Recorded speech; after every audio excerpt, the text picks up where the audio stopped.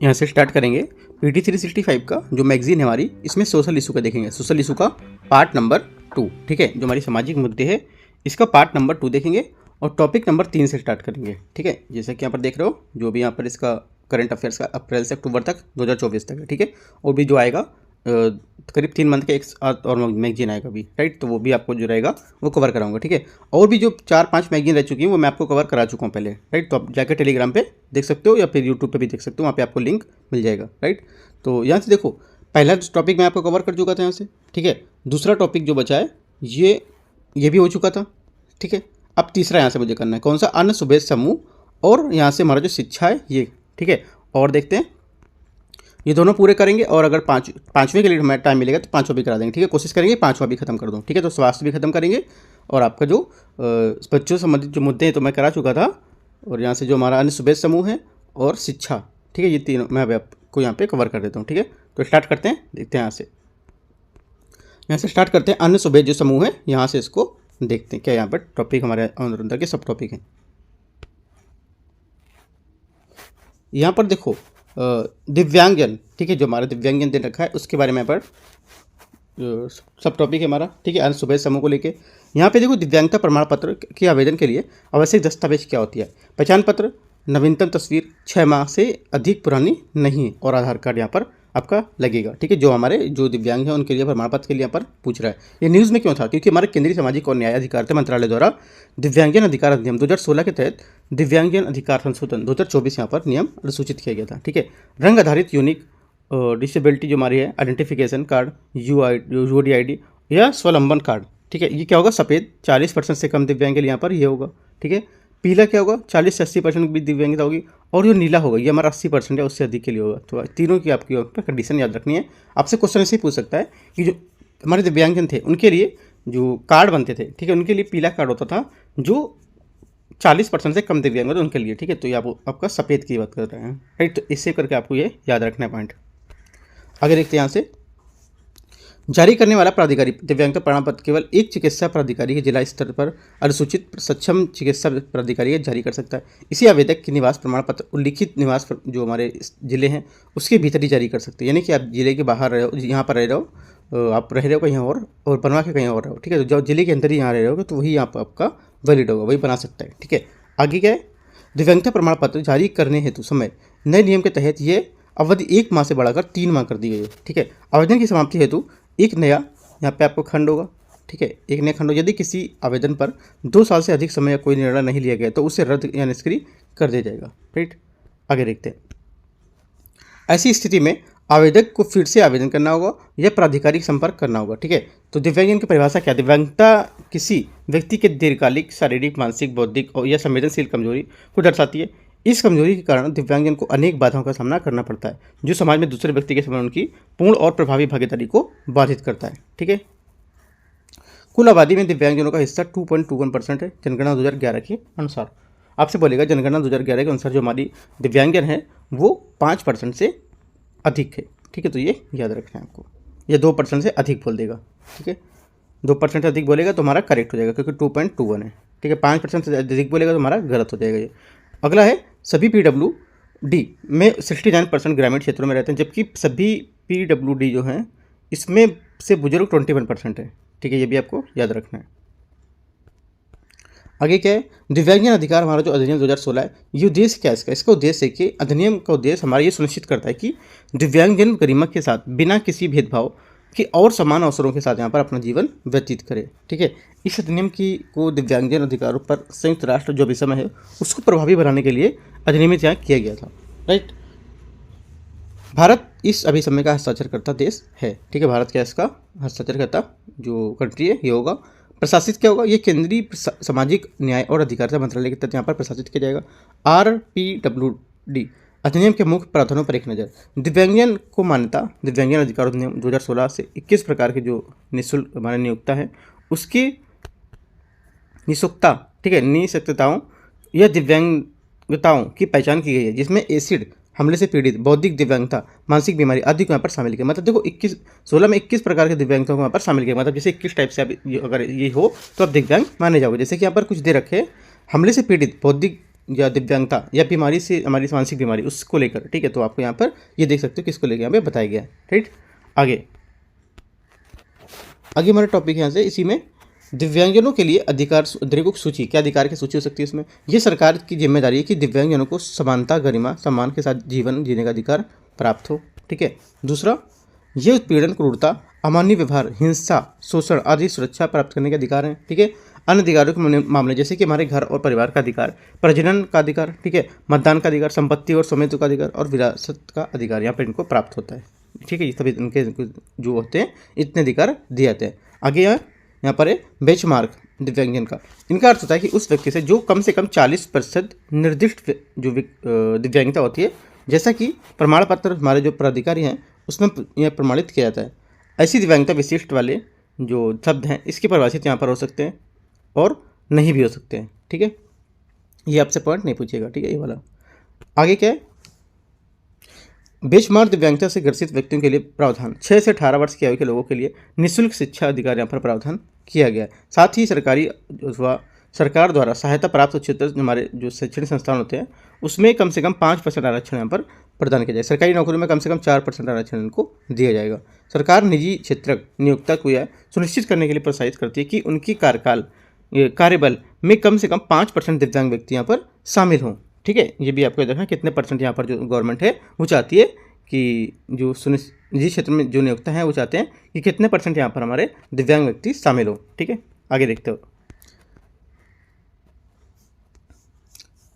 ये तो नहीं होएगा, पूछेगा आपसे। अगला, सीमित तौर पर गार्जियन की व्यवस्था क्या होती है, ये भी आपसे कुछ नहीं पूछेगा, ठीक है। सामाजिक सुरक्षा, यह अधिनियम सरकार को दिव्यांगजनों के अधिकार की सुरक्षा के लिए आवश्यक कार्यक्रम तैयार करने के लिए आदेश देता है और इन कार्यक्रमों को लक्ष्य को स्वतंत्र रूप से उन्हें या उनके समुदाय में रहने के लिए जो सक्षम बनाने के लिए एक उचित जीवन स्तर यहाँ पर प्रदान करना होता है।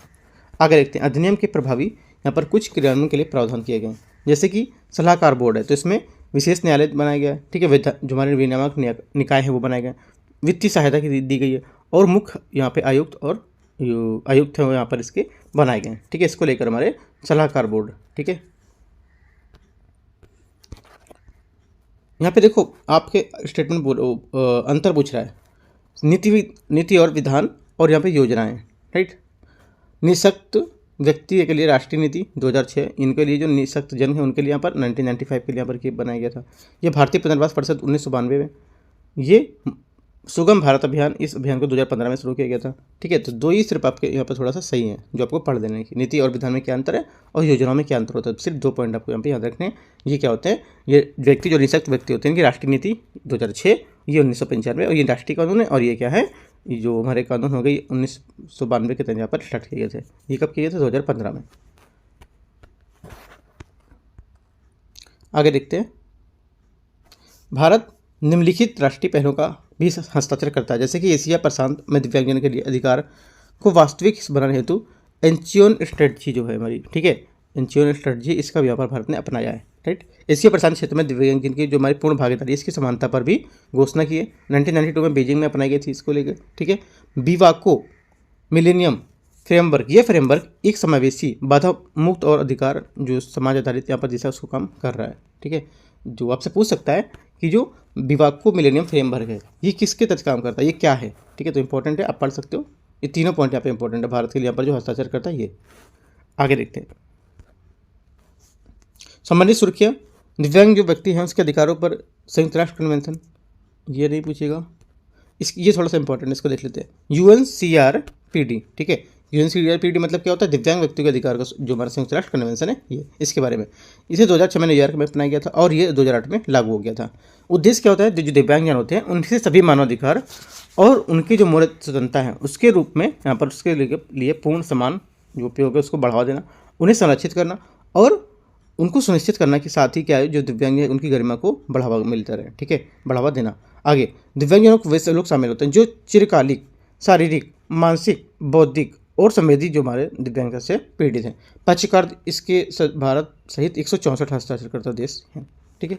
तो ये 3-4 पॉइंट ये, और ऊपर जो मैंने आपको बताया थोड़े से वो याद कर लेने, आपको लिख लेना एक तरह से, अगर नोट्स आप बनाते हो तो। आगे हमारा टॉपिक है इसमें धरती आबा जनजाति ग्राम उत्कर्ष अभियान, ये क्या है देखते हैं इसको। योजना की प्रमुख विशेषताएं, इस योजना की प्रमुख विशेषताएं देखते हैं क्या है। इस योजना का नाम बिरसा मुंडा, जिन्हें धरती आबा के नाम से भी यहाँ पर जाना जाता है, ठीक है, इन पर रखा गया था। वे एक जनजातीय नेता थे जिन्होंने ब्रिटिश साम्राज्य के विरोध किया, ठीक है, और यहाँ पर उल गुलान आंदोलन का नेतृत्व भी किया था। उद्देश्य इनमें से अलग अलग योजनाएं एकीकरण, लोगों तक पहुंचना और सामाजिक बुनियादी ढांचे और स्वास्थ्य, शिक्षा, आजीविका के अंतराल को समाप्त करना और परिकल्पना इनकी दी गई थी इसमें, ठीक है। इसका उद्देश्य कि जो हमारे जो प्रधानमंत्री जनजातीय आदिवासी जो न्याय महाअभियान है, इससे प्राप्त सीख सफलता के आधार पर जनजाति जो क्षेत्र है उसमें समुदाय का समग्र सतत यहाँ पर विकास सुनिश्चित कर सके, ठीक है। इनका वित्त पोषण कैसे होगा, ठीक है, यह वित्त पोषण इनमें कौन करेगा, तो देखो ये वित्त पोषण अब होगा हमारा केंद्रीय क्षेत्र और केंद्र प्रायोजित योजना के तहत जारी की जाएगी। अनुसूचित जनजातियों के लिए विकास कार्य योजना के अनुदान से यहाँ पर 5 वर्ष के कार्यकाल के लिए तैयार की जाएगी, ठीक है, 2024-25 से 28-29 तक। और ये कवरेज क्या होगा इसमें लगभग 63,000 गाँवों को यहाँ पर शामिल किया जाएगा, जिसमें 5 करोड़ से अधिक जो हमारी जनजातीय आबादी है उसको लाभ होगा यहाँ, ठीक है। मिशन के घटक क्या होंगे, मिशन घटक इसमें 25 योजनाएं शामिल, जिसमें 17 मंत्रालयों द्वारा कार्यान्वयन यहाँ पर की जाएगी, ठीक है। इसके तहत 5 वर्षों में अनुसूचित जनजातियों के लिए विकास कार्यक्रम योजना के तहत मंत्रालय और धन आवंटित यहाँ पर किया जाएगा। मैपिंग और निगरानी, इस अभियान के तहत शामिल जो जनजातीय आबादी है उसमें गाँव को मानचित्रण किया जाएगा और पीएम जो हमारी गति शक्ति पोर्टल है उसके माध्यम से यहाँ पर उनकी निगरानी भी की जाएगी, ठीक है। पीएम गति शक्ति भी यहाँ पर आया हमारा पॉइंट, ये भी आपको पढ़ना पीएम गति शक्ति क्या है, ठीक है। और इस मिशन के घटक देखो, घटक क्या है, इसमें 25 योजना शामिल है और 17 मंत्रालय भी यहाँ पर कार्य कर रहे हैं, ठीक है। 63,000 गाँव को यहाँ पर इसमें शामिल किया जाएगा और 5 करोड़ से अधिक जनजाति जो आबादी है उसको भी लाभ होगा। तो ये कुछ हमारे पॉइंट है यहाँ से यहाँ तक, ये इंपॉर्टेंट है इसके, ठीक है, बाकी और कुछ नहीं पढ़ना है। आगे देखते हैं मिशन के लक्ष्य, जो हमारे सस्टेनेबल डेवलपमेंट गोल हैं, इसमें 9 में यहाँ पर दिया गया कि सक्षमकारी जो यहाँ पर बुनियादी ढांचे इसको विकास करना, ठीक है। तो क्या सस्टेनेबल डेवलपमेंट गोल हमारा 9 आपको पढ़ना है स्टैटिक में, ठीक है। आगे देखते हैं सस्टेनेबल डेवलपमेंट गोल 8, ये भी आपको यहाँ से पढ़ना है, ये चीज़ नहीं देखना है, इनसे मतलब नहीं आपको, छोड़ो, ठीक है। सिर्फ आपको ये टॉपिक देखना है, सस्टेनेबल डेवलपमेंट गोल 9 और गोल 8, ठीक है, SDG 9, 8 और यहाँ पर SDG 4। SDG 4 क्या कह रहा है, ये हमारा इंपॉर्टेंट है क्योंकि स्कूल और उच्चतर शिक्षा उसको सकल नामांकन अनुपात जो है उसको बढ़ाकर राष्ट्रीय स्तर तक पहुंचाया जाना। जिन ब्लॉक स्तर पर स्कूलों में जनजातीय छात्रावास की स्थापना करके जनजातीय छात्रों के लिए सस्ती और सुलभ गुणवत्तापूर्ण शिक्षा यहाँ पर प्रदान करना समग्र शिक्षा अभियान के तहत, ठीक है, ये हमारा SDG 4 बोलता है। SDG 3 क्या बोलता है, SDG 3 बोलता है कि स्वस्थ जीवन सम्मानजनक वृद्धावस्था, ये बोलता है अनुसूचित जनजाति है उसके परिवारों को गुणवत्तापूर्ण स्वास्थ्य सुविधाएं और बेहतर यहाँ पर मिल सके, जिससे सुनिश्चित करना हो, ठीक है। और शिशु मृत्यु दर, मातृत्व मृत्यु दर में कमी कर राष्ट्रीय स्तर पर निर्धारित जो लक्ष्य है इस तक पहुँचना। जिन क्षेत्रों में स्वास्थ्य उपकेंद्र 10 किलोमीटर या तो 5 किलोमीटर है उससे अधिक यहाँ पर मोबाइल चिकित्सा जो यूनिट्स हैं उसके माध्यम से टीकाकरण की सुविधा की जानी चाहिए, ठीक है। आपसे दायरा दे सकता है कि 10 कितना किलोमीटर से कितने किलोमीटर बताया गया था, जो हमारा सस्टेनेबल डेवलपमेंट गोल 3 था इसको लेकर। तो ये चारों जो गोल हैं हमारे न्यूज़ में है, इसको लेकर पढ़ सकते हो, ठीक है। जो हमारे ये जो आप करंट के मैगजीन है उसमें साइड में लिख लो स्टैटिक का टॉपिक, जो स्टैटिक भी है करंट भी है आपका SDG, ठीक है। तो आप लिख सकते हो SDG कौन कौन सा यहाँ पर न्यूज़ में कौन कौन सा भी आपको कवर करना है, ठीक है। प्रधानमंत्री जनजाति उन्नत ग्रामीण अभियान, इसके तहत ये शुरू की गई नई योजना, देखो हमारे ट्राइबल होम स्टे, ये पर्यटन मंत्रालय द्वारा स्वदेश दर्शन योजना के तहत हमारे जनजातीय क्षेत्रों के पर्यटन क्षमता उसको बढ़ावा देने के लिए 1000 होम स्टे को बढ़ावा दिया जाएगा। वन अधिकार धारक इसके स्थायी आजीविका को लिए इस मिशन का विशेष ध्यान 22 लाख FRA, ठीक है, FRA मतलब वन अधिकार धारक, उसको पट्टा धारकों पर यहाँ पर कई मंत्रालय की अलग अलग जो योजना है उसको एकीकृत यहाँ पर लाभ के लिए प्रदान किया जाएगा, ठीक है। तो कुछ यहाँ पर 1-2 पॉइंट है, आपके नोट्स इसका नहीं बनाने, बस याद रखना कि कौन सी योजना के तहत हमारा जो था ये पर्यटन क्षमता को बढ़ावा देने के लिए इतने 1000 होम स्टे यहाँ पर दिए जाएंगे, ठीक है। तो ट्राइबल होम स्टे और आपका स्वदेश दर्शन पोर्टल, ये भी दोनों याद रखें। आगे हमारा है सिकल सेल रोग, ये जो है CD निदान के लिए उन्नत सुविधाएं स्थापित करना। अखिल भारतीय विज्ञान संस्थान एम्स के साथ साथ उन राज्यों के लिए प्रमुख जो संस्थान जो सक्षमता है उसके लिए स्थापित किया जाए जहाँ सिकल सेल रोग, हमारा इस सिकल सेल रोग सबसे ज़्यादा प्रभावी है, ठीक है। आगे जनजातीय बहुउद्देशीय जो विपणन है, ये देखते हैं क्या है। जनजातीय समुदाय उत्पादों को उनकी उपज का सही मूल्य दिलाने वाले उपभोक्ता को जनजातीय उपज खरीदने की सुविधा प्रदान के लिए 100 TMMC स्थापित यहाँ किए जाएंगे, ये इतना इंपॉर्टेंट नहीं है। आगे देखते हो विशेष रूप से कमजोर जनजाति समूह, ये कौन से होते हैं। पर्यावास अधिकार के बारे में, पर्यावास अधिकार अनुसूचित जनजाति और अन्य पारस्परिक जो हमारे पारंपरिक वनवासी अधिकार हैं उनकी मान्यता अधिनियम 2006, ठीक है। इसके अनुसार वन अधिकार अधिनियम जो हमारा इसके रूप में भी जानते हैं इसको, वन अधिकार अधिनियम के तहत पर्यावास को आदिम जनजातीय समूह और कृषि समुदाय के अन्य जो हमारे बागवानी है उसके अनुसूचित जनजाति के आरक्षित और जो संरक्षित वन है उसमें प्रथागत पर्यावास को ऐसे अन्य पर्यावास जो पर्यावास वाले क्षेत्र हैं उसके रूप में यहाँ पर परिभाषित करते हैं। ठीक है, FRA जो हमारा है वन अधिकार अधिनियम, उसके रूप में भी इसको जानते हैं कि इसको जो हमारा पर्यावास अधिकार जो मान्यता है अधिनियम 2006 इसको। ठीक है, ये चीज़ हमारा इतना इंपॉर्टेंट कुछ खास नहीं है, इसको हटाते हैं। ठीक है, बस एक पॉइंट आपको यहाँ से ये पढ़ना है। आगे क्या है, देखो भारत में जो हमारे PBTGS इसकी आबादी का वितरण, ये क्वेश्चन UPSC पूछ चुका है PBTGS के बारे में। ठीक है, तो आपको याद रखना है, अगर क्वेश्चन फिर से बनता है तो क्या क्वेश्चन बन सकता है। सेम क्वेश्चन तो रिपीट नहीं होगा, वो उसको लेके क्वेश्चन अगर वैसे ही बनेगा तो कुछ पॉइंट अलग कर देगा, करंट के पॉइंट कुछ इस बार 1-2 पॉइंट एक्स्ट्रा कर देगा और। ठीक है, आगे देखते हैं। पर्यावास अधिकार संबंधित जो हितधारक इसके साथ परामर्श के बाद ये दिए जाते हैं। पर्यावास अधिकार जो वाली जो जनजातियाँ, इसमें उड़ीसा में 7 हैं। ठीक है, देवगढ़ की पूरी भूइयाँ जो गजपति के सौरा, ठीक है, ये सब यहाँ पर दे रखे हैं कौन कौन से कहाँ हैं।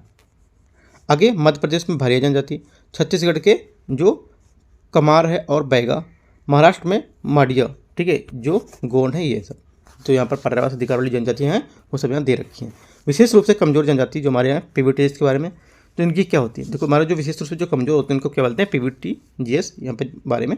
सरकार ने ढेबर आयोग 1960-61 की सिफारिश के आधार पर 18 राज्यों और केंद्र शासित प्रदेशों में रहने वाली 75 जो PBTGS है इनको मान्यता प्रदान किया। आपसे बोलेगा क्वेश्चन में, स्टेटमेंट में बोलेगा कि जो हमारा ढेबर आयोग है उसकी सिफारिश के आधार पर यहाँ पर 15 राज्य और 2 केंद्र शासित प्रदेशों में रहने वाले जो 75 जो PBTGS है उनको मान्यता यहाँ पर प्रदान की जाएगी। तो आपको डेटा याद रखना कितना बोल रहा है। ठीक है, यह बोल सकता है 15 से कम, अगर 20 से कम बोलता है तो आपका करेक्ट होगा, 15 से कम बोलता है तो आपका गलत हो जाएगा। ठीक है, ओडिशा में 13 PBTGS जो सभी राज्यों केंद्र शासित प्रदेश में सबसे अधिक हैं, याद रखना है आपको।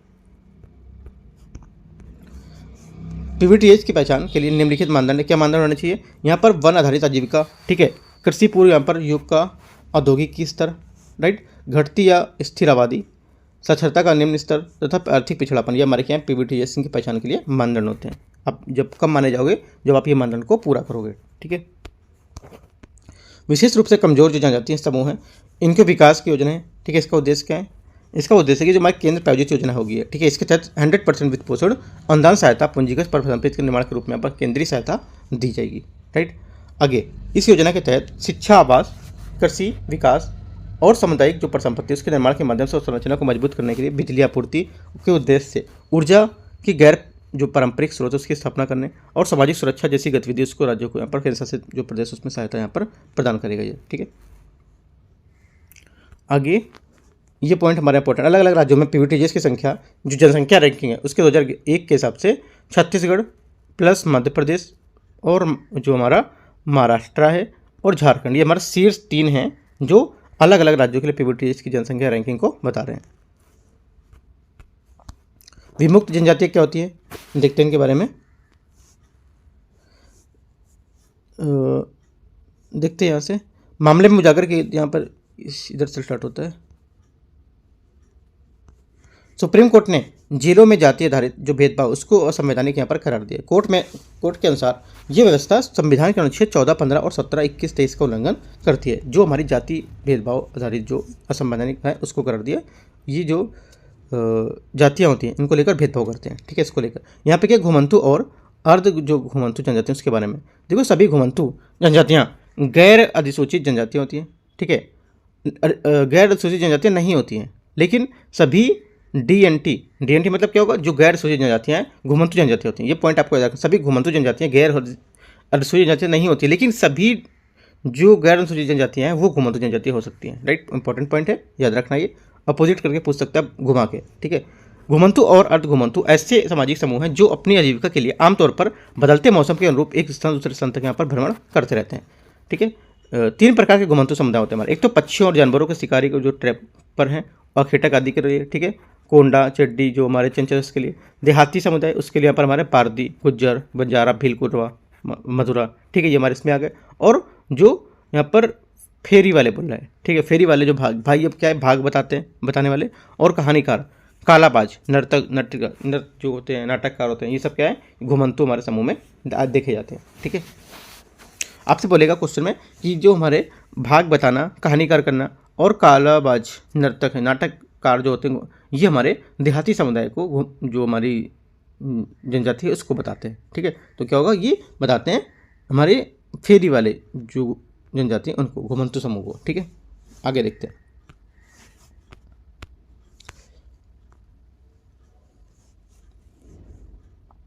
यहाँ से और तो कुछ इतना इम्पोर्टेंट नहीं है, ये देख लेते हैं थोड़ा सा एक चीज़ ये यहाँ पे। आपराधिक जनजाति अधिनियम 1871 को 1949 में निरस्त यहाँ पर कर दिया गया। 10/5/1952 में आपराधिक जनजातियों को डिनोटिफाई कर दिया गया था। ये तो नहीं पूछेगा आपसे। गैर अनुसूचित जनजातियाँ SC ST और OBC को इसमें शामिल किया गया। रेनके आयोग, ये थोड़ा सा सही है। ठीक है, रेनके आयोग जो हमारा 2008, इसके अनुसार भारत में लगभग 1500 घुमंतु अर्ध घुमंतु जनजातियाँ तथा 198 गैर अधिसूचित जनजातियाँ हैं। इनकी कुल जनसंख्या लगभग 15 करोड़ रुपए। ठीक है, सॉरी 15 करोड़ है, रुपए बोल रहा हूँ, 15 करोड़ की जनसंख्या है। भारत में गैर अधिसूचित जनजाति समुदाय को 31 अगस्त की तिथि को यहाँ पर विमुक्त जाति दिवस के रूप में मनाते हैं। राइट, ये बात आपको याद रखना है कि किस तिथि को यहाँ पर हम विमुक्त जाति दिवस के रूप में मनाते हैं। और जो हमारे यहाँ पर रेनके आयोग के अनुसार, किस आयोग के अनुसार यहाँ पर बताई गई थी कि घुमंतु और घुमंतु जनजातियाँ इतनी होती हैं, या फिर बोल सकता है सर रेनके आयोग क्या होता है। यहाँ से मैं 2-3 क्वेश्चन आपके बना सकता है। ठीक है, रेनके आयोग क्या होता है, यह रेनके आयोग के द्वारा कितनी जनजातियाँ घुमंतु यहाँ पर बताई गई थी। ठीक है, और किस तिथि को यहाँ पर विमुक्त जाति दिवस यहाँ पर मनाया जाता है। ठीक है, तो ये 2-3 आपको बात याद रखना है। आगे है DNT के लिए जो सरकार द्वारा उठाए गए हमारे कदम है। सरकार ने क्या क्या कदम उठाए। गैर अनुसूचित हमारे विमुक्त हैं घुमंतु अर्ध घुमंतु जनजातियों के लिए राष्ट्रीय आयोग यहाँ पर बनाया। ठीक है, यहाँ पर छात्राओं के लिए डॉक्टर अम्बेडकर जो मैट्रिक से छात्रवृत्ति भी यहाँ पर स्टार्ट की गई है। छात्राओं के लिए छात्रावास के लिए निर्माण के लिए यहाँ पर नानाजी देशमुख योजना भी चलाई गई है। ठीक है, आपसे बोलेगा जो नानाजी देशमुख योजना है क्या है, किससे संबंधित है, ये हमारा DNT के जो सरकार उठाएगी कुछ कदम है उससे संबंधित। ठीक है, आगे DNT समुदाय को आर्थिक सशक्तिकरण योजना के लिए सामाजिक न्याय और अधिकारिता मंत्रालय है, उसके दौरान पर स्टार्ट किया गया था। राइट, 2019 में गैर अनुसूचित जो घुमंतु और अर्ध घुमंतु समुदाय उसके लिए विकास कल्याण योजना यहाँ पर विकास कल्याण बोर्ड का गठन किया गया था। तो 3-4 बात आपको ये याद रखनी है। इसके द्वारा सरकार के द्वारा उठाए गए कदम ऐसे कर सकते हो कि DNT ऐसे आपको लिखना है DNT। ठीक है, DNT तो सरकार द्वारा उठाए गए कदम 3 और 2 5 हैं, ऐसे आप लिख सकते हो। ठीक है, तो यहाँ से देखो मैं वीडियो को कंटिन्यू कराता जा रहा हूँ, लेकिन आपको जब लिखना है तो इसको वीडियो को पॉज कर लेना है, उसके बाद आप यहाँ पर इस पॉइंट को लिख सकते हो। ठीक है, आगे देखते हैं। आगे हमारा सेकंड टॉपिक हो गया, थर्ड हो गया, फोर्थ नंबर टॉपिक देखते हैं शिक्षा, एजुकेशन जो है इसको लेके, early childhood care and education. ठीक है, हाल ही में महिला एवं बाल विकास मंत्रालय ने 3 से 6 साल के बच्चों के लिए अर्ली चाइल्डहुड केयर एजुकेशन जो सिस्टम है ना, इसको आधारशिला यहाँ पर शीर्षक नेशनल जो हमारे कुरिकुलम है इसमें जारी किया है। राइट, देखते हैं इसके बारे में। ये फाउंडेशन स्टोन का 48 सप्ताह का एक विस्तृत पाठ्यक्रम, इसके तहत आंगनबाड़ी केंद्रों पर 3 से 6 साल की आयु के वर्गों के यहाँ पर जो लर्निंग की व्यवस्था है, ठीक है, वो यहाँ पर स्टार्ट की जाएगी। पाठ्यक्रम जो हमारे साप्ताहिक आधारित यहाँ पर खेल कैलेंडर ये सब शामिल होंगे। ठीक है, शुरुआत के 4 सप्ताह में शैक्षणिक गतिविधियाँ शामिल होंगी, जिसमें बच्चों को खेल संबंधी जो गतिविधि वो शामिल करके घर के आंगनबाड़ी केंद्र तक यहाँ पर लाने में मदद मिलेगी।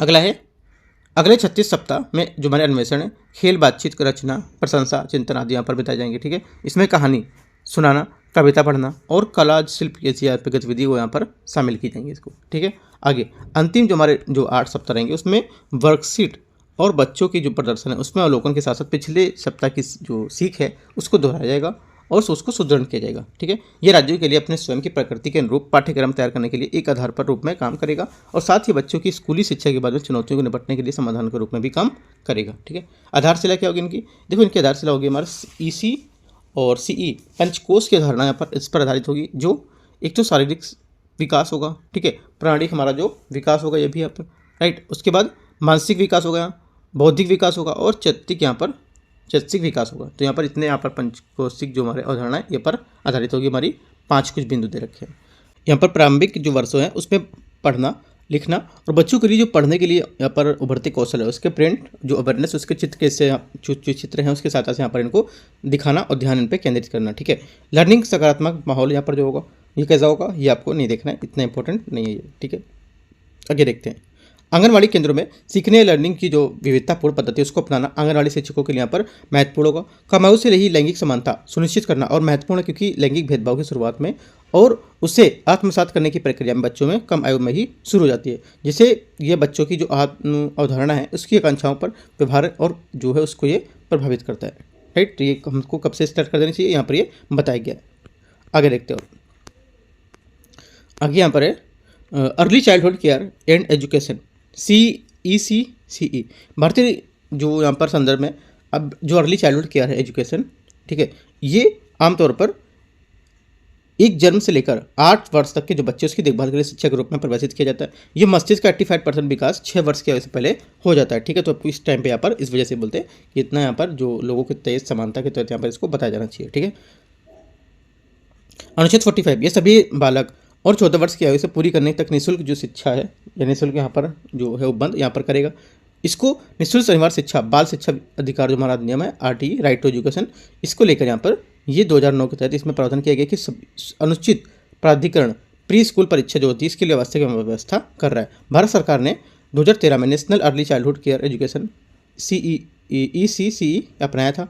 राष्ट्रीय शिक्षा नीति जो हमारा NEP नेशनल जो एजुकेशन पॉलिसी है, इसमें प्रारंभिक बचपन की देखभाल और शिक्षा की यहाँ पर राष्ट्रीय जो पाठ्य चर्चा है उसके शैक्षणिक ढांचे के तहत यहाँ पर 0 से 3 जो हमारा साल है उसके तक के आप जो फ्रेमवर्क है वो उसकी सिफारिश की, मतलब 0 से 3 साल के जो बच्चे हैं उसको यहाँ पर इनके नेटवर्क की सिफारिश यहाँ पर करेगा फ्रेमवर्क के लिए, ठीक है।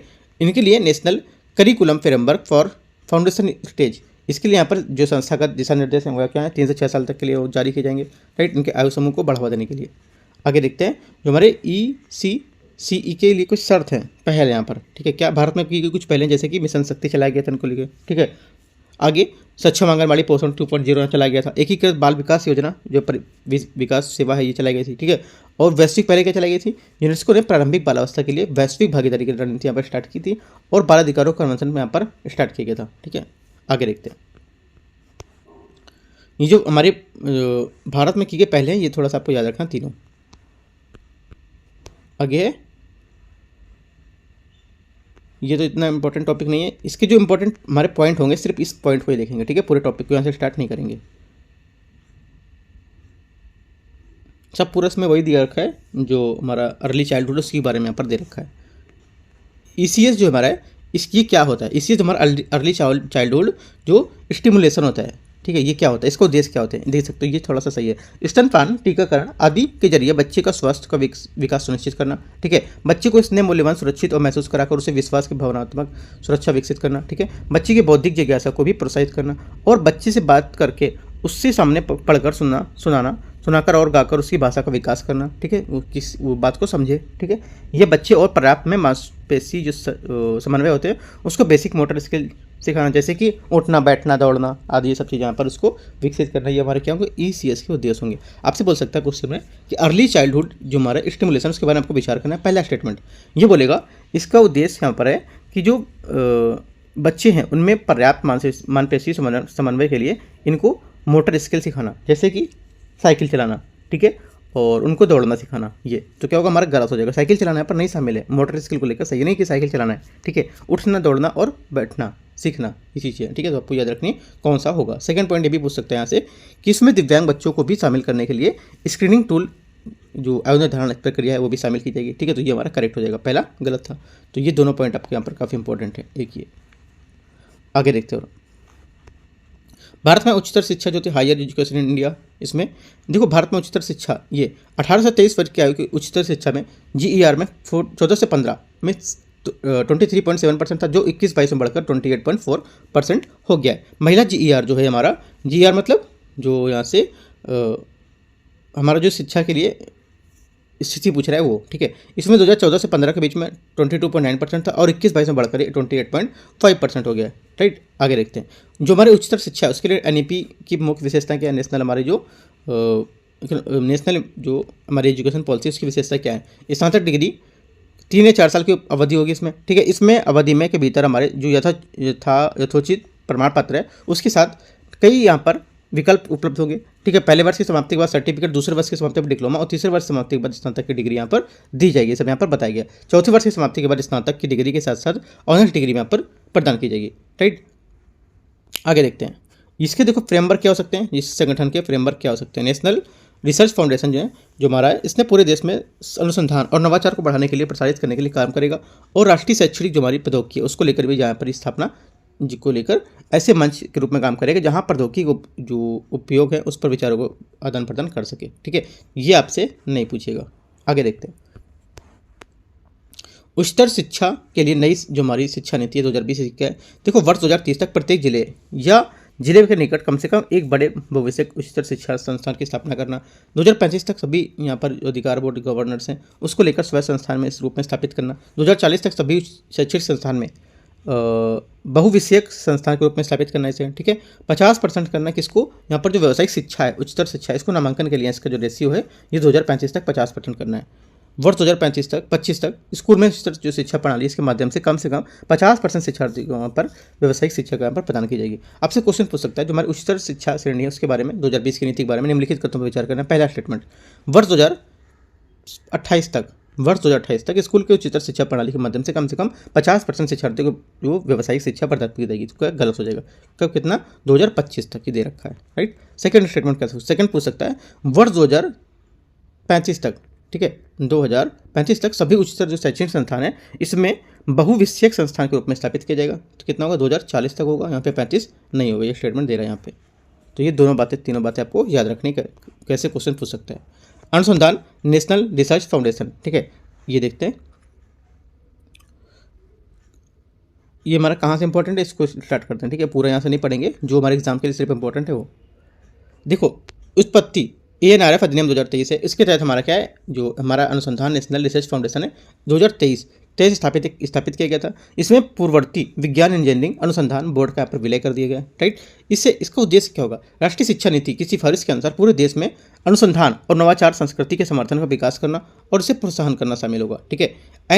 ANRF जो हमारा है, NRF मतलब जो हमारा अनुसंधान नेशनल रिसर्च फाउंडेशन है, ये भारत को ज्ञान संचालित समाज सेवा जो समाज बनाने के लिए यहाँ पर प्रयास कर रहा है, ठीक है। वित्त पोषण क्या होगा इसका, 23 से 28 की अवधि के बीच में 50,000 करोड़ रुपए जुटाए जाएंगे, जिसमें से क्या 14,000 करोड़ रुपए की और जो निजी स्रोत हैं इस पर 36,000 करोड़ रुपए यहाँ पर लगाए जाएंगे, ठीक है।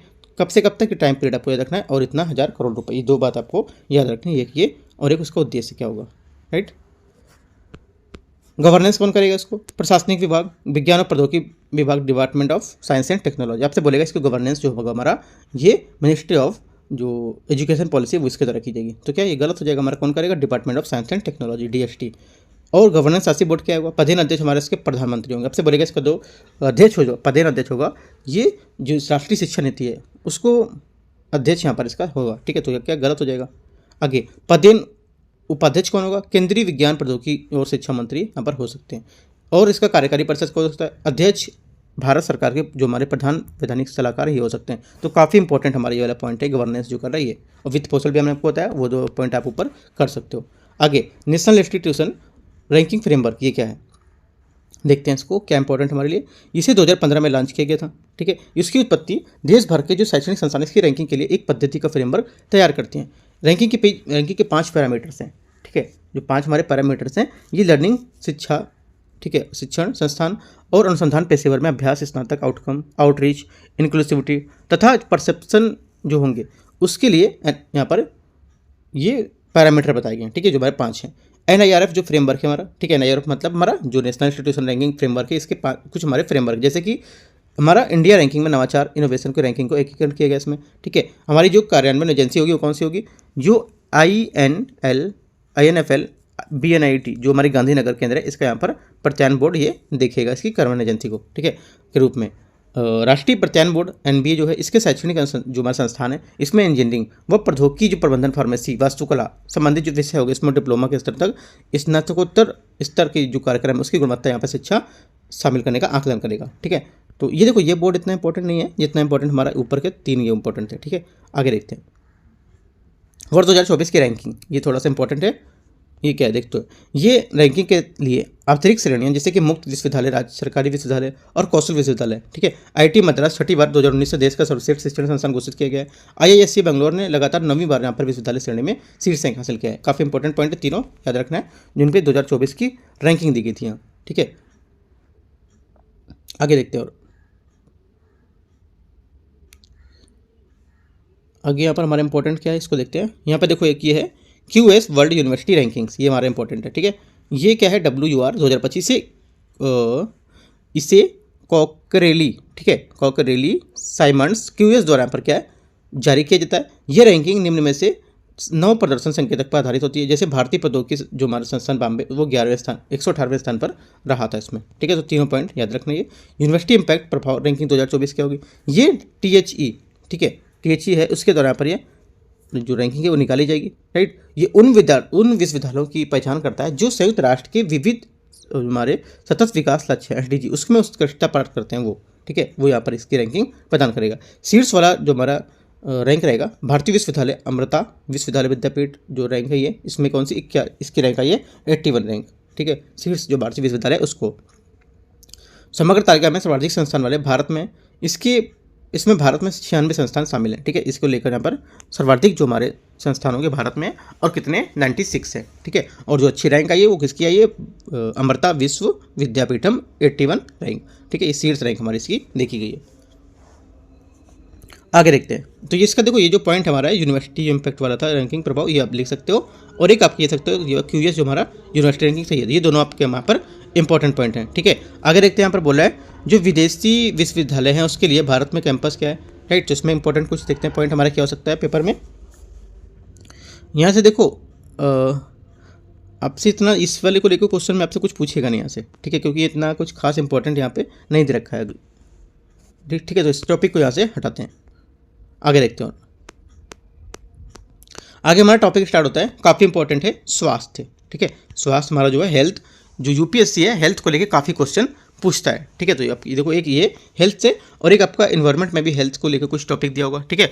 और हेल्थ को लेकर आपका जो हमारा साइंस टेक्नोलॉजी है वहाँ पर भी क्वेश्चन कुछ दे रखे होंगे, कुछ टॉपिक वहाँ पे भी होंगे, राइट। तो जितने भी हमारे तीनों टॉपिक से जो हैं सोशल इशू है, राइट, और साइंस टेक्नोलॉजी है, इन्वायरमेंट, इसको लेकर यहाँ पर तीनों जगह से हेल्थ के टॉपिक को बहुत अच्छे से कवर करना है। हेल्थ है और रोग है, रोगों से लेकर यहाँ पर जो साइंस में हमारा क्वेश्चन होता है, ठीक है, साइंस और साइंस टेक्नोलॉजी में आपको मिलेगा, वो भी हमारा इंपॉर्टेंट होता है, ठीक है। तो ये सब चीज़ आपको अच्छे से कवर करनी है। हर साल क्वेश्चन से हेल्थ और रोगों से क्वेश्चन पूछता है UPSC, ठीक है। स्टार्ट करते हैं। यहाँ पे बोल रहा है जो इंपॉर्टेंट होंगे हमारे लिए वो यहाँ पर हम लोग पढ़ेंगे, ठीक है। बाकी कुछ ज़्यादा कुछ यहाँ पे खास नहीं देखेंगे क्योंकि मैगजीन पूरी है, पूरी मैगजीन को आपको कम से कम कैसे ख़त्म करना है, ठीक है। ख़त्म करना ही नहीं मतलब कैसे मुझे पूरी चीज़ यहाँ पे कवर हो जानी चाहिए, वो मैं आपको यहाँ पे बताऊँगा।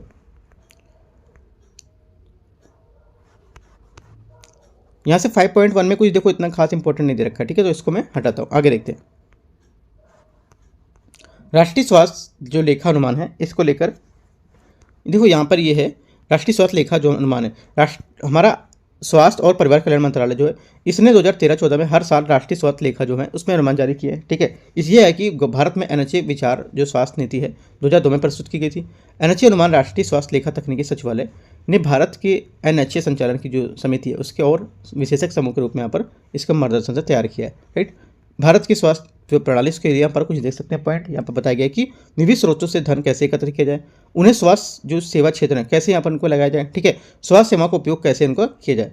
तो यहाँ पर क्या भारत के लिए राष्ट्रीय जो हमारे स्वास्थ्य लेखा निर्देश है 2016 ये फ्रेमवर्क के भीतर तैयार किए गए और इनका अनुमान है कि स्वास्थ्य लेखा प्रणाली 2011 में उपयोग करके इसे तैयार किया गया है, ठीक है। तो ये हमारा कुछ पॉइंट है जो राष्ट्रीय स्वास्थ्य लेखा है कब यहाँ पर अनुमान लगा के कब स्टार्ट किया गया, ठीक है, क्या इसके दिशा निर्देश हैं, किस फ्रेमवर्क के तहत ये तैयार किया गया। तो आपको 4 से 5 पॉइंट यहाँ पे आपको ये देख लेने हैं, ठीक है।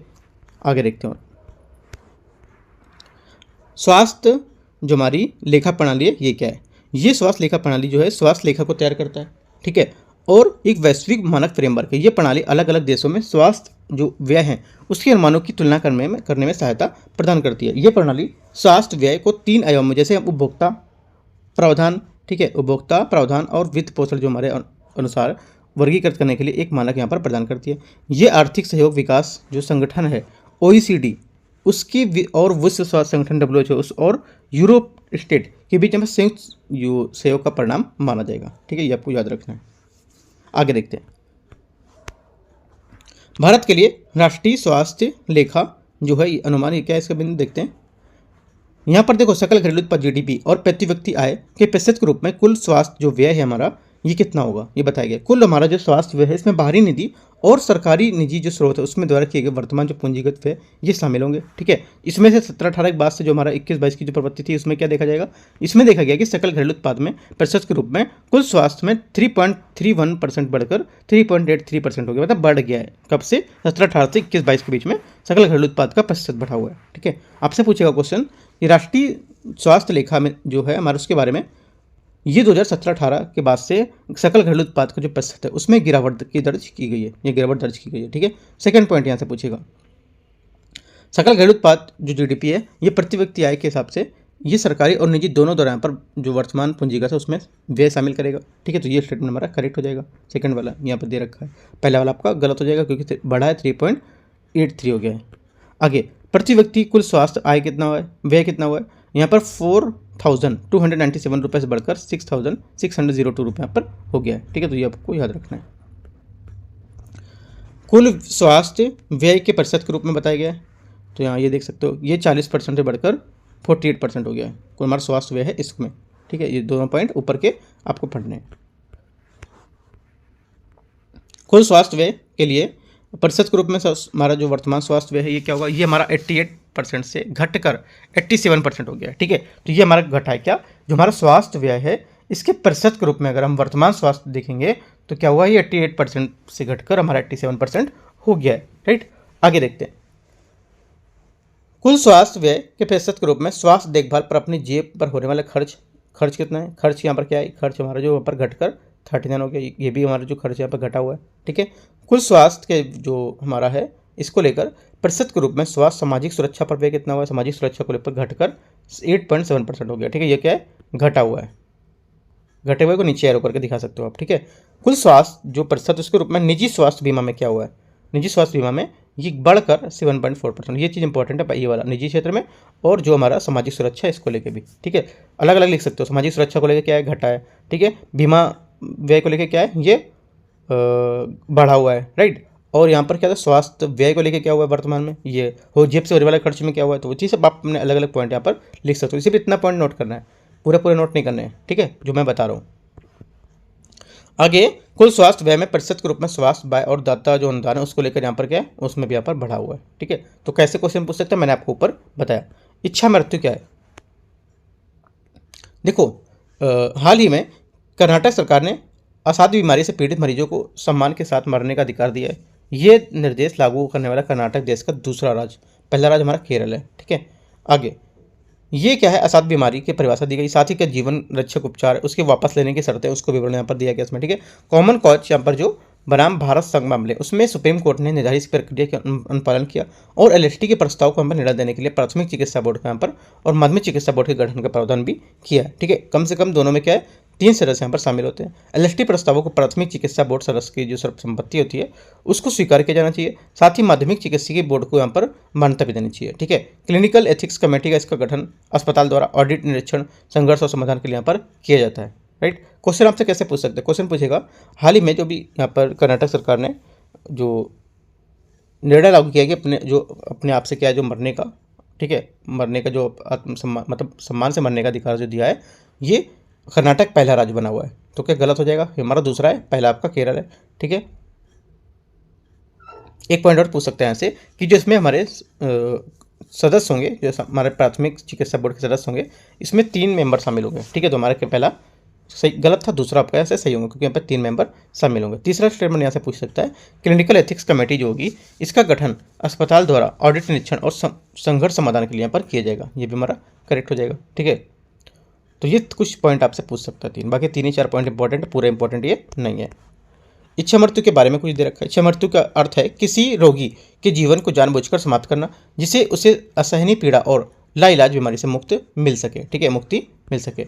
इसका प्रबंधन केवल चिकित्सक द्वारा यहाँ पर किया जा सकता है। ठीक है, इच्छा मृत्यु से संबंधित यहाँ पर जो न्यायिक निर्णय हैं वो क्या हो सकते हैं, जैसे कि हमारा अरुणा रामचंद्र शानबाग बनाम भारत संघ 2011, यहाँ पर इसके जो बात था इसमें बताया गया था ये।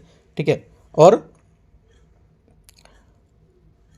यहाँ पे तो कुछ नहीं है। देखो आर्टिकल जो 21 इसके तहत गरिमा के साथ मरने का अधिकार को मौलिक अधिकार के रूप में मान्यता दी थी। साथ ही इस फैसले को भारत में निष्क्रिय जो इच्छा मृत्यु उसको कानूनी वैधता प्रदान की गई थी। किसमें, जो हमारा कॉमन कॉज बनाम यूनियन ऑफ इंडिया है उसके बारे लेकर ये। ठीक है, आगे देखते हैं। यहाँ पर देखो इच्छा मृत्यु के जो प्रकार क्या कह सकते हैं, सक्रिय इच्छा मृत्यु और आपका निष्क्रिय इच्छा मृत्यु। आपसे ये भी पूछ सकते हैं, वहाँ पे स्टेटमेंट एक और दे सकता था, जो हमारी इच्छा मृत्यु है उसके 2 प्रकार होते हैं। ठीक है, वो आपको याद रखना है, दोनों प्रकार ये दे रखे हैं। आगे देखते हो, लिविंग बिल पर सुप्रीम कोर्ट के दिशा निर्देश, ये बिना किसी अनुचित प्रभाव या बाधा के बाद दी गई जो हमारी सूची सहमति उस पर आधारित होनी चाहिए। ठीक है, वैध लिविंग जो हमारे बिल बनाने वाले नोटरी या राजपत्रित अधिकारी का द्वारा जो दस्तावेज सत्यापन होना चाहिए उसका। ठीक है, वैध दस्तावेज एक से अधिक अभिभावक या करीबी रिश्तेदार का नाम हो सकता है इसमें। ठीक है, तो ये कुछ यहाँ पे एक दो पॉइंट है, आप देख सकते हो। प्राथमिक मेडिकल बोर्ड है जो, इसमें सेकेंडरी मेडिकल का गठन किया जाएगा, और यहाँ पर पीएमबी एक चिकित्सक और एसएमबी जिले के जो हमारे स्टेट के जो हमारे मुख्य चिकित्सा अधिकारी होते हैं उसके द्वारा नामित पंजीकृत चिकित्सक के सदस्य रूप में शामिल किया जाएगा। ठीक है, तो ये सिर्फ 3 पॉइंट ऊपर के आपको याद रखने हैं, अगर और कुछ यहाँ पे इतना इंपॉर्टेंट नहीं है अपने लिए। ठीक है, एक पॉइंट ये देख सकते हो लास्ट वाला, उनकी लिखित जो सहमति होती है पीएमबी मामले को। ठीक है, पीएमबी मतलब जो हमारा प्राथमिक मेडिकल बोर्ड होता है उसको लेकर ये संदर्भित किए जाने के लिए 48 घंटों के भीतर की जाने वाली कार्रवाई को प्राथमिक प्रमाणित कर सकता है। ठीक है, कितना आपको टाइम ज़्यादा दे सकता है, आपको बोल देगा 72 घंटे को लेकर ऐसे बोल सकता है। ठीक है, तो आपको 48 घंटे टाइम यहाँ पे याद रखना है। अंतर्राष्ट्रीय स्वास्थ्य जो विनिमय है ये क्या है, देखते हैं 2005। इसका उद्देश्य क्या होगा, ये एक व्यापक और कानूनी रूप से बाध्यकारी फ्रेमवर्क है। इंपॉर्टेंट है, क्या है हमारा बाध्यकारी है। ये देशों की सीमाओं पर रोक जो स्वास्थ्य घटनाएं और आपात स्थिति है इसके प्रभाव से निपटने के लिए देश में अधिकार के दायित्व को यहाँ पर स्पष्ट करता है। ठीक है, सदस्य क्या होंगे इसमें, डब्ल्यूएचओ के सभी 194 सदस्य देश यहाँ पर शामिल होंगे। ठीक है, और संशोधन की आवश्यकता क्यों है, क्योंकि विगत वर्षों में हमारे जो इबोला वायरस को लेकर कोविड-19 जैसी बीमारी थी उसको यहाँ पर प्राप्त जो अनुभव थे उसके कारण दुनिया भर में यहाँ पर बेहतर लोक स्वास्थ्य निगरानी की प्रक्रिया को लेकर तंत्र की आवश्यकता यहाँ पर महसूस की जा रही है। विश्व स्वास्थ्य हमारी जो सभा है ये क्या है, देखो ये हमारा ये विश्व स्वास्थ्य संगठन का एक निर्णय लेने वाला निकाय है। ये डब्ल्यूएचओ की नीतियों का निर्धारण करता है और डब्ल्यूएचओ की जो महानिदेशक उसकी नियुक्ति भी करता है। ठीक है, ये वित्तीय नीतियों की निगरानी करता है और प्रस्तावित कार्यक्रम बजट में सीमा जो समीक्षा होती है वो भी करता है, उसे स्वीकृति भी प्रदान करता है। प्रमुख संशोधनों पर एक नज़र देख सकते हैं क्या क्या है, जैसे कि इसके तहत हमारे महामारी, ठीक है, पेंडेमिक जो है एक ऐसे संक्रामक रोग को प्रदर्शित करता है जो हमारे व्यापक भौगोलिक क्षेत्र में प्रसारित किया हो या जिसका जोखिम बहुत अधिक हो, साथ ही क्या इतना संक्रामक हो गया हो कि वो राष्ट्रीय स्वास्थ्य नीति प्रणाली जो प्रक्रिया उसको जो क्षमता को लेकर यहाँ पर अप्रभावी हो सकती है। ठीक है, इसमें विकासशील देशों की आवश्यकताओं को प्राथमिक को महत्व देने के लिए समन्वयकारी जो वित्तीय तंत्र है इसकी स्थापना का प्रावधान यहाँ पर बताया गया है। ठीक है, अगला है अंतर्राष्ट्रीय स्वास्थ्य जो हमारी विनिमय है ये क्या है, इसका प्रभावी कार्यान्वयन के लिए राज्य जो हमारा देश होता है इसकी पक्षकार समिति का गठन का प्रावधान शामिल किया गया। अलग अलग देशों के बीच यहाँ पर समन्वय सुधार को लेकर राष्ट्रीय IHR प्राधिकरण उसके गठन का भी प्रस्ताव बताया गया। ये तो इतना कुछ खास नहीं है, जो ऊपर मैंने आपको बताया 2-3 बात आपको वही सिर्फ यहाँ से पढ़ना है। ठीक है, जो मैंने डेटा आपको बताया था वो डेटा कर सकते हो, और यहाँ पर जो हमारे ये था डब्ल्यूएचओ के बारे में पढ़ सकते हो, ये क्या होता है डब्ल्यूएचओ। ठीक है, ये भी इंपॉर्टेंट है। देखो एक टॉपिक से हमारा जरूरी नहीं कि एक टॉपिक से सभी चीज़ इंपॉर्टेंट हो जो दे रखा है। ठीक है, हमको सिर्फ अपने लिए इन्होंने बता रखा है सिस्टमेटिक कि क्या यहाँ पर चीज़ें होती हैं। राइट, हम लोग को अपने पेपर के अकॉर्डिंग यहाँ से निकालना है। देखो मैंने आपको जो 5वां नंबर टॉपिक था वहाँ तक आपको मैंने कवर करा दिया। जो 6ठा नंबर टॉपिक रहेगा, ठीक है, मैंने कौन सा कराया, 3रा नंबर कराया, अभी 4था नंबर कराया और 5वां नंबर। जो 6ठा नंबर रहेगा वो 6ठा नंबर टॉपिक को मैं पार्ट 3 में आपको कवर करा दूंगा। ठीक है, तो पार्ट जो 2 है वो आप यहाँ से इतना कवर कर सकते हो, 3, 4, 5 टॉपिक को।